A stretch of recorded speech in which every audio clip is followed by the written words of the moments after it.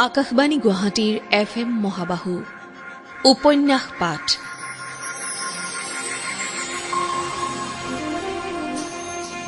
এই অনুষ্ঠানত মৃণাল কলিতা ৰচিত বকুল ফুলৰ দৰে উপন্যাসখনিৰ ধাৰাবাহিক পাঠ প্ৰচাৰ কৰি থকা হৈছে। পাঠ আৰু অনুষ্ঠানটিৰ প্ৰযোজনা ইন্দ্ৰজিৎ দাসৰ। বকুল ফুলৰ দৰে।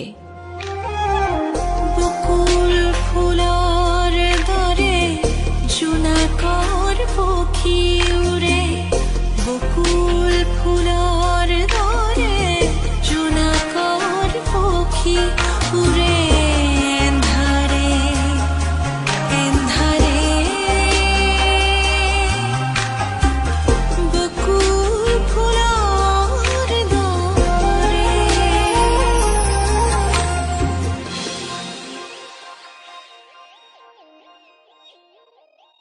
বাতৰি কাকতখন হাতত লৈ নিৰ্মলে অসীমক সুধিলে, তোৰ চাইকেলত তুলি মোক অনুভৱ ছাৰ ঘৰলৈ লৈ যাবি?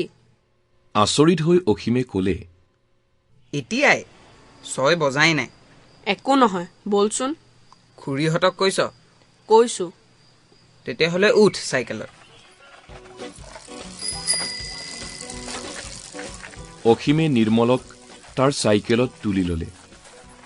নিৰ্মলক অনুভৱ মাষ্টৰৰ ঘৰত নমাই থৈ অসীম বাতৰি কাকত বিলাবলৈ গুচি গল। ইমান পুৱাতে নিৰ্মলক তেওঁৰ ঘৰলৈ অহা দেখি অনুভৱ মাষ্টৰ আচৰিত হল। তথাপি সেই কথাৰ চিন চকুমুখত যাতে ফুটি নুঠে তাৰ বাবে তেওঁ সচেষ্ট হল।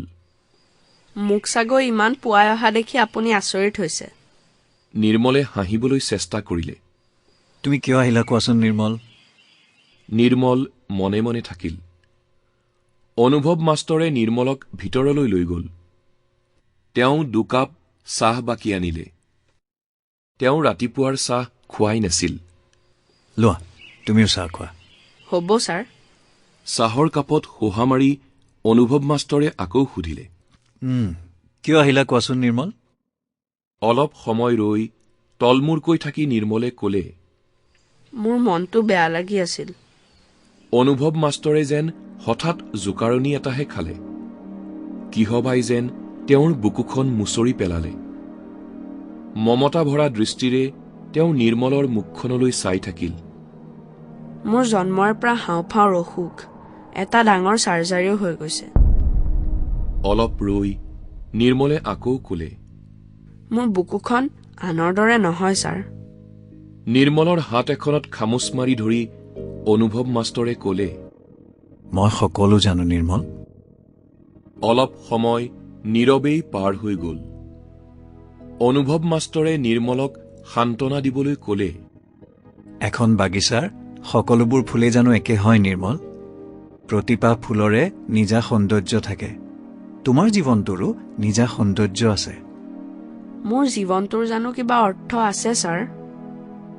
অনুভৱৰ খুব দুখ লাগিল। লগৰীয়াক সততে সহায় কৰিব খোজা, অসীমক অন্ধকূপৰ পৰা হাতত ধৰি তুলি আনিব খোজা, এই ল'ৰাজনৰো বুকুৰ ভিতৰত আছে গভীৰ ক্ষত, গোপনে লুকাই ৰখা গভীৰ ক্ষত। অনুভৱ মাষ্টৰে অন্তৰৰ গভীৰৰ পৰা মৰম সানি সানি প্ৰতিটো শব্দ উচ্চাৰণ কৰি গল। তোমাৰ জীৱনৰ অৰ্থ নাই বুলি কিয় ভাবিছা নিৰ্মল? তেনেকৈ চাবলৈ গ'লে কাৰ জীৱনৰ অৰ্থ আছে? তোমাৰ জীৱনৰ যে অৰ্থ আছে সেই কথা মই জানো, অসীমে জানে, তোমাৰ মা দেউতাই জানে। সেই কথা তুমিও জানিব লাগিব। অসুখ দুখ যন্ত্ৰণাই জীৱনটো অৰ্থশূন্য কৰি পেলাব নোৱাৰে। তোমাৰ চাৰিওফালৰ পৃথিৱীখনৰ ওচৰতো তোমাৰ জীৱনৰ অৰ্থ আছে, আৰু তোমাৰ নিজৰ ওচৰতো তোমাৰ জীৱনৰ অৰ্থ আছে। ষ্টিফেন হকিঙৰ কথাটোতো তুমি জানাই। হকিঙক যেতিয়া ডাক্তৰে কৈছিল যে তেওঁ আৰু মাথো কেইবছৰমানহে জীয়াই থাকিব, তেতিয়াই হকিঙৰ বাবে জীৱনটোৰ অৰ্থ শূন্য হৈ যাব লাগিছিল। কিন্তু গৈছিল জানো? স্বয়ং হকিঙেই লিখিছিল যে তেতিয়াৰ পৰাহে তেওঁ জীৱনটোৰ মূল্য বুজি পোৱা হ'ল আৰু জীৱনটো উপভোগ কৰিবলৈ ললে। এইবোৰ তোমাক সাহস দিবলৈ কোৱা কোনো কাল্পনিক কাহিনী নহয়। কিন্তু অনুভৱ মাষ্টৰে ৰেক এখনৰ পৰা ষ্টিফেন হকিঙৰ black holes and baby universe and other essays এই কিতাপখন উলিয়াই আনিলে। তাৰ পৰা তেওঁ হকিঙে লিখা কিছুমান কথা নিৰ্মলক পঢ়ি শুনালে। In fact, although there was a cloud hanging over my future, I found to my surprise that I was enjoying life in the present more than I had before. অৰ্থাৎ বেমাৰৰ কথা জনাৰ পিছত যদিও হকিঙৰ ভৱিষ্যতৰ ওপৰত এটুকুৰা মেঘ ভাঙি থাকিল, তথাপি হকিঙে আচৰিত অনুভৱ কৰিলে যে তেওঁ জীৱনটো আগতকৈ বেছি ভালকৈ উপভোগ কৰিছে। তাৰ পিছত অনুভৱ মাষ্টৰে নিৰ্মলক কৈ গ'ল, ছাত্ৰ হিচাপে তোমাক লগ পোৱাটো মোৰ জীৱনৰ এটা ডাঙৰ প্ৰাপ্তি। তোমাক বন্ধু হিচাপে পোৱাটো অসীমৰ জীৱনৰ এটা ডাঙৰ প্ৰাপ্তি। তোমাৰ মা দেউতাৰ বাবেও তুমি খুব মৰমৰ, খুব হেঁপাহৰ এক প্ৰাপ্তি। তোমাৰ জীৱনটো তোমাৰ বাবেও এক ডাঙৰ প্ৰাপ্তি। তোমাৰ জীৱনত দুখ আছে, যন্ত্ৰণা আছে, চিকিৎসাৰ কষ্ট আছে। তাৰ পিছতো জয়ী হ'ব লাগিব জীৱন। তাৰ বাবে তোমাৰ থাকিব লাগিব সাহস আৰু এটা যুঁজাৰু মন। মই জানো তোমাৰ বুকুৰ ভিতৰত বহুত কথা চিঙা আছে, কিন্তু তোমাৰ থকাৰ দৰে নিৰ্মল হৃদয় এখন কেইজনৰ আছে? তোমাৰ বুকুখন আনৰ লগত নিমিলে, তোমাৰ অন্তৰখনো আনৰ লগত নিমিলে। সেইখন অন্তৰতে তুমি নিজৰ বাবে সাঁচিব লাগিব সাহস আৰু যুঁজাৰু মানসিকতা। সমাজৰ সকলোৰে পৰাই তুমি ভাল কথাই শুনিবা বুলি আশা নকৰিবা। নিৰাশাজনক কথাটো তুমি ভাগি নপৰিবা। একেৰাহে বহুত কথা কৈ অনুভৱ মাষ্টৰে ৰৈ দিলে। নিৰ্মলৰ মুখলৈ চাই তেওঁ গম পালে নিৰ্মলৰ মনটো বহুত ফৰকাল হৈ পৰিছে।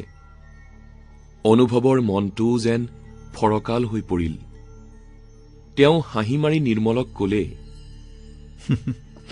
হৈ যায় নিৰ্মল, জীৱনত কেতিয়াবা আশা নকৰা, নঘটিব লগা কথাবোৰো ঘটি যায়। তেনেকুৱা হৈ যায় কেতিয়াবা। জীৱনৰ সকলো কথাই বিচৰা মতে নহয়। সকলোৰে জীৱনত দুখ যন্ত্ৰণা থাকে, কাৰোবাৰ কম, কাৰোবাৰ অলপ বেছি। দগা পল্লাৰে জুখিটো দুখবোৰ সমান কৰি ল'ব নোৱাৰি। গতিকে মোৰহে ইমান বেছি দুখ বুলি কান্দি থাকিলে কি হ'ব? বাৰু, অসীমক কোৱা কথা এষাৰে তোমাকো কওঁ, জীৱনটো খেলুৱৈ সুলভ মনেৰে গ্ৰহণ কৰা। কিন্তু মোৰ যে মনটো কেতিয়াবা বেয়া হৈ যায়।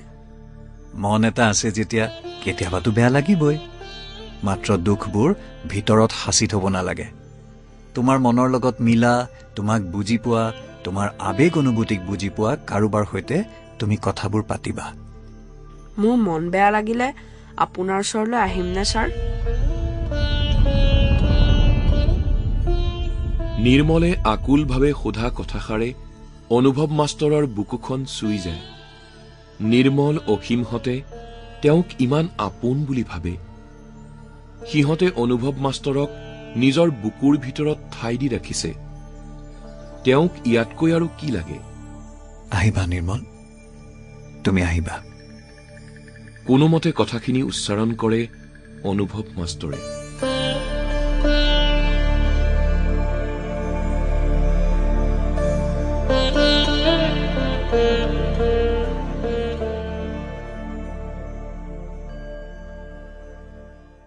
অসীমে আকৌ স্কুললৈ যাবলৈ আৰম্ভ কৰাৰে পৰা তাৰ পাহাৰৰ তলিত শিল ভঙা লগৰীয়া কেইজনৰ সৈতে সংযোগ হেৰুৱাই পেলালে।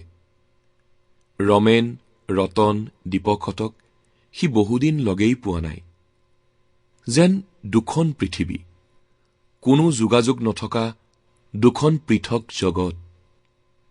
স্কুল ছুটিৰ পিছত অসীমে তাৰ জীৱনৰ এছোৱা সময়ৰ বন্ধুকেইজনক বিচাৰি পাহাৰতলি পালেগৈ। দূৰৈৰ পৰা সি দেখিলে সিহঁতে আগৰ দৰেই শিল ভাঙি আছে। সিহঁতৰ বাবে তাৰ বৰ দুখ লাগিল। তাৰ এনেকুৱা লাগিল সিহঁত যেন ফান্দত পৰা এন্দুৰ।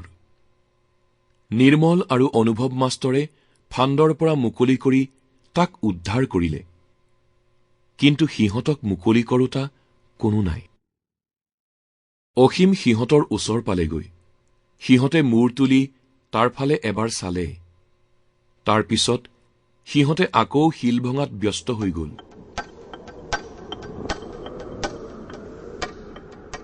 আগতে হোৱা হলে হুলস্থুল চিঞৰ বাখৰ কৰি সিহঁতে তাক মাতিলেহেঁতেন, কথা পাতিলেহেঁতেন। আনকি ৰমেনে তাক জুৱেল বুলি ঠাট্টা কৰি অবাইচমাতো মাতিলেহেঁতেন। কিন্তু আজি সিহঁতে তাক দেখিও নিশ্চুপ, নিস্পৃহ। অসীমে বুজি পালে সিহঁতে ইতিমধ্যেই তাক সিহঁতৰ পৃথিৱীখনৰ পৰা বিদায় দিছে। তাৰ প্ৰতি সিহঁতৰ মনত কি ভাবে বাহ লৈছে অসীমে অনুমান কৰিব নোৱাৰিলে। সি মাথো বুজিলে সি সেইখন জগতৰ পৰা ইতিমধ্যে নিৰ্বাসিত। অসীমক কি সিহঁতে স্বাৰ্থপৰ বুলি ভাবিছে? নিজে সুযোগ পালে গতিকে পলাই গুচি গল। এই জগতখন যেন বিৰাট নিৰ্মম। হয়তো অসীমে সঁচাই পলায়নৰ পথ বিচাৰি আছিল। পথ বিচাৰিয়েই কি সি প্ৰায়েই নিৰ্মলৰ ওচৰলৈ গুচি গৈছিল? সি কি ৰমেনহঁতক প্ৰতাৰণা কৰিছে? অসীমৰ বৰ অস্বস্তি লাগিল। সি বুজি পালে ৰমেনহঁতৰো তাৰ উপস্থিতিত অস্বস্তি লাগিছে। এটা ভগ্ন মনেৰে অসীম গুচি আহিবলৈ ওলাল। এনেতে সি দেখিলে ৰমেনে হাতুৰিটো শিলৰ দমত থৈছে।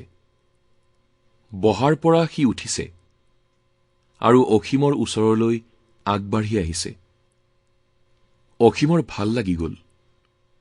কৰক, ৰমেনে তাক আগৰ দৰে জুৱেল বুলি ঠাট্টা কৰক, অবাইচ মাতেৰে গালি পাৰক, বিষাক্ত শব্দবোৰেৰে তাক তীব্ৰভাৱে আক্ৰমণ কৰক।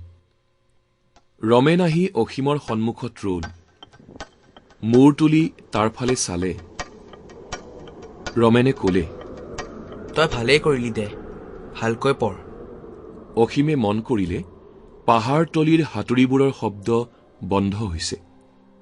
সকলোৱে সিহঁত দুটাৰ ফালে চাই আছে। অসীমৰ এনে লাগিল ৰমেনে যেন সিহঁত সকলোৰে হৈ সিহঁতৰ মনৰ কথাখিনি তাক কবলৈ উঠি আহিছিল। অসীমে ৰমেনৰ মুখৰ ফালে চালে। সেমেকি আহিব খুজিছে নেকি ৰমেনৰ চকুজুৰি?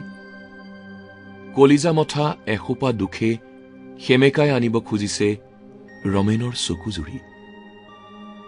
বিষাক্ত বাক্যবাণেৰে অহৰহ অসীমক আক্ৰমণ কৰি থকা কঠুৱা ৰমেনৰ অন্তৰতো লুকাই আছিল নেকি তাৰ প্ৰতি অকণমান হলেও শুভেচ্ছা আৰু চকু সেমেকাব পৰা এসোপা কোমল দুখ?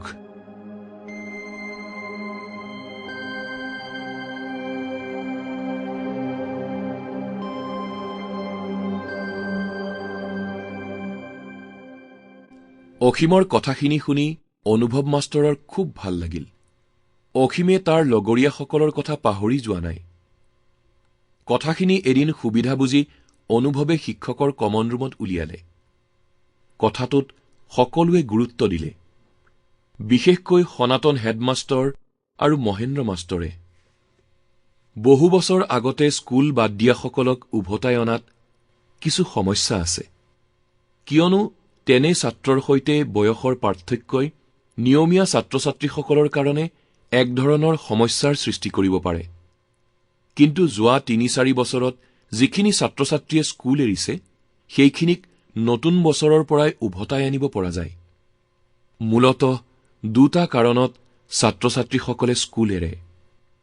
পঢ়া বুজি নাপায়, পৰীক্ষা বেয়া কৰি পঢ়াৰ প্ৰতি আকৰ্ষণ হেৰুৱাই কিছুমানে স্কুল এৰে। এইখিনিক শিক্ষকে সহানুভূতিৰে, দৰকাৰ হলে পৃথকে ধৈৰ্য সহকাৰে পঢ়ুৱাব লাগিব। আন বহুতেই আকৌ স্কুল এৰে পঢ়াৰ খৰচ যোগাৰ কৰিব নোৱাৰি। এইখিনিৰ বাবেও বিশেষ ব্যৱস্থাৰ দৰকাৰ হ'ব। সিহঁতৰ স্কুলৰ ফিজ ৰেহাই দিব পৰা যায়। তদুপৰি অসীমৰ দৰে কিঞ্চিত উপাৰ্জনৰ বাবে চিন্তা চৰ্চা কৰি কিছুমান পথ উদ্ভাৱন কৰিব পৰা যায়। অসীমৰ বাতৰি কাকতৰ এজেন্সিটো কেইবাজনকো নিযুক্ত কৰিব পৰা যায়। কাৰণ গ্ৰাহকৰ সংখ্যা বঢ়াৰ লগে লগে অকলে বাতৰি কাকত বিলোৱাৰ কামটো অসীমৰ বাবে কষ্টকৰ হৈ আহিছে। আটাইতকৈ বেছি চিন্তাৰ খোৰাক দিলে জিলমিলৰ প্ৰস্তাৱ এটাই। গাঁওখনত বিহুৱে পূজাই 3খনমান সাংস্কৃতিক সন্ধিয়া পতা হয়। সেই সাংস্কৃতিক সন্ধিয়াবোৰ আৰম্ভ হয় দুভাগ নিশা। তাত দুভাগ নিশাৰ পৰা চেঙেলীয়া আৰ্টিষ্ট কিছুমানে বিকৃত উচ্চাৰণ, বিচিত্ৰ লম্ফজম্ফ আৰু বেসুৰীয়া সুৰেৰে ৰাতিপুৱালৈ চিৎকাৰ কৰি থাকে। সাংস্কৃতিক সন্ধিয়াৰ শেষলৈ যিখিনি দৰ্শক থাকে তাৰ বেছিভাগে মদ খাই নাচি বাগি হুলস্থুল কৰি থাকে। তেনেকুৱা একোখন সাংস্কৃতিক সন্ধিয়াত কেইবা লাখো খৰচ হৈ যায়। তেনে সাংস্কৃতিক সন্ধিয়া একোখন নহলেও জাতিৰ সংস্কৃতি একো অধপাতে নাযায়। খুব বেছি গায়ক গায়িকা আৰু বাদ্যযন্ত্ৰী কেইজনৰ ক্ষতি হ'ব। বছৰত তেনে এখন সাংস্কৃতিক সন্ধিয়া বাতিল কৰি ৰাহি হোৱা লাখ টকাৰে আৰ্থিকভাৱে দুৰ্বল ছাত্ৰ ছাত্ৰীৰ বাবে ফাণ্ড এটা কৰিব পৰা যায়। এনেকুৱা কামৰ বাবে লাখ টকা বহুত বেছি। কিন্তু প্ৰশান্ত মাষ্টৰে সন্দেহ প্ৰকাশ কৰিলে, মানুহে এই ধৰণৰ সাংস্কৃতিক সন্ধিয়াৰ বাবে যিটো উৎসাহত দান বৰঙণি আগবঢ়ায়, সেই একেই উৎসাহত মানুহে এনেকুৱা এটা গ্লেমাৰহীন কামৰ বাবে দান বৰঙণি আগ নবঢ়াব। অনুভৱেও গমি চালে যে কথাটো হয়। আমাৰ মানুহবোৰৰ দুটা কামতে খুব উৎসাহ, ধৰ্মীয় কৰ্মকাণ্ড আৰু সাংস্কৃতিক সন্ধিয়া। জিলমিল জকজকাই উঠিল। আমাৰ গাঁৱত জাতিৰ কথা চিন্তা কৰা কেইবাটাও অৰাজনৈতিক সংগঠনৰ শাখা আছে। কাৰোবাৰ ছোৱালী কাৰোবালৈ পলাই গ'লে বিচাৰ কৰি হাজাৰ হাজাৰ টকা দণ্ড বিহা বেচৰকাৰী পঞ্চায়ত এখনো আছে। আমি সকলোকে কম, আপোনালোকে যি উদ্যমেৰে বিহুৰ সাংস্কৃতিক সন্ধিয়াৰ বাবে দান বৰঙণি তোলে, সেই একে উৎসাহেৰে স্কুলখনৰ বাবে, গাঁৱৰ পুথিভঁৰালটোৰ বাবেও বছৰত এবাৰ দান বৰঙণি তোলক। চাকৰি কৰা মাত্ৰ 10জন শিক্ষকৰে এখন স্কুল নহয়। ধুমধামেৰে ধৰ্মীয় উৎসৱ সাংস্কৃতিক সন্ধিয়াবোৰ পাতি থাকিলে গাঁওখনৰ জাতিটোৰ উন্নতি নহয়।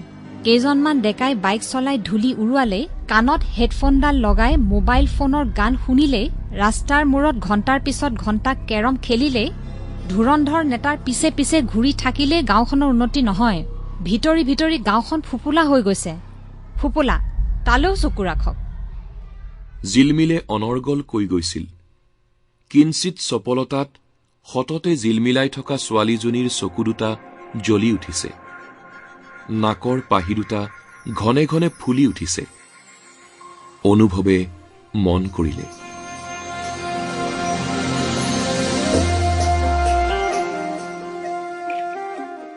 ইমান পৰে শ্ৰোতাসকলে উপন্যাস পাঠ অনুষ্ঠানত মৃণাল কলিতা ৰচিত বকুল ফুলৰ দৰে উপন্যাসখনিৰ ধাৰাবাহিক পাঠৰ ৪বিংশ খণ্ডটি শুনিলে। পাঠ আগবঢ়ালে ইন্দ্ৰজিৎ দাসে। বিভিন্ন চৰিত্ৰত অভিনয় কৰিলে অনুভৱ, কপিল বৰা, জিলমিল, ডাক্তৰ লিমা দাস, প্ৰশান্ত মাষ্টৰ, ঋতুপৰ্ণ দাস, অসীম, ৰোহন গৌতম শৰ্মা, নিৰ্মল, অনুব্ৰত বৰঠাকুৰ আৰু ৰমেন বাস্তৱ ভূঞা। শীৰ্ষগীতৰ ৰচনা হীৰেণ ভট্টাচাৰ্যৰ আৰু কণ্ঠ অনিন্দিতা পালৰ। আবহ সংগীত মনদীপ মহন্তৰ। প্ৰযোজনা ইন্দ্ৰজিৎ দাসৰ। পৰিকল্পনা ৰাজীৱ বৰুৱাৰ। বকুল ফুলৰ দৰে উপন্যাসখনি ধাৰাবাহিক পাঠৰ পৰৱৰ্তী খণ্ড প্ৰচাৰ কৰা হ'ব অহা সপ্তাহৰ এই একেটা বাৰৰ এই একে সময়তে।